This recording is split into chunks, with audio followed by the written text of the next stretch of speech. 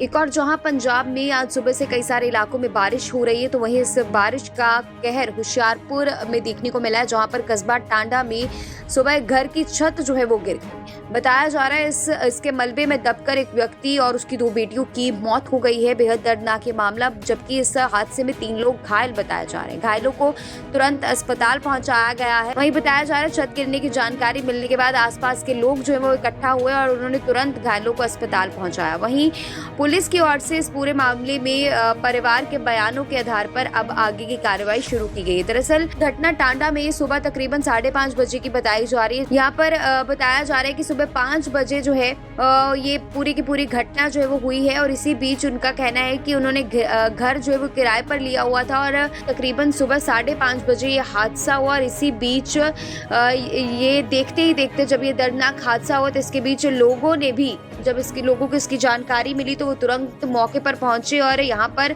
लगातार जो मलबे में दबे लोग थे उनको बचाने की कोशिश की गई। फिलहाल ये तस्वीरें सामने आई हैं, आप भी डालिए इन तस्वीरों पर।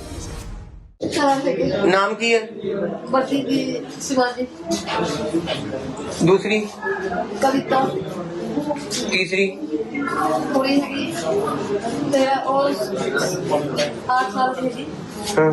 और एक 6 साल की। 6 साल की क्या नाम है? प्रीति। जो 8 साल की उसका क्या नाम है? कविता। तो 13 साल उसका शिवाजी। और एक कुड़ी और रहेगी ना? और पूजा रहेगी छोटी सबसे। उसकी कितनी उम्र है? उसका 5 साल। क्या घर वाले का? शंकर। फिर क्या हुआ सुबह 5 बजे? घर वाले बजी और उठ गए थे, लाइट चल गए थे तो बाहर कुएं मोरे बैठे थे। फिर लाइट आया, उसके बाद भी सारे सोने कर गए तो मैं पाटे मांझ के ना झाड़ू लगा के नहा के फिर मैं पौड़ी से चढ़ने लग रही थी कि एकदम ही दिख रही। घर वाले का क्या नाम है? शंकर। शंकर? हाँ, शंकर मंडल। उसके पिता का नाम क्या है? उसका पिता का बादल मंडल। कहाँ से आप रहते, कहाँ पे हो? मेरा बिहार भागलपुर डिस्ट्रिक्ट। क्या करते हो यहाँ पे? काम करते हैं।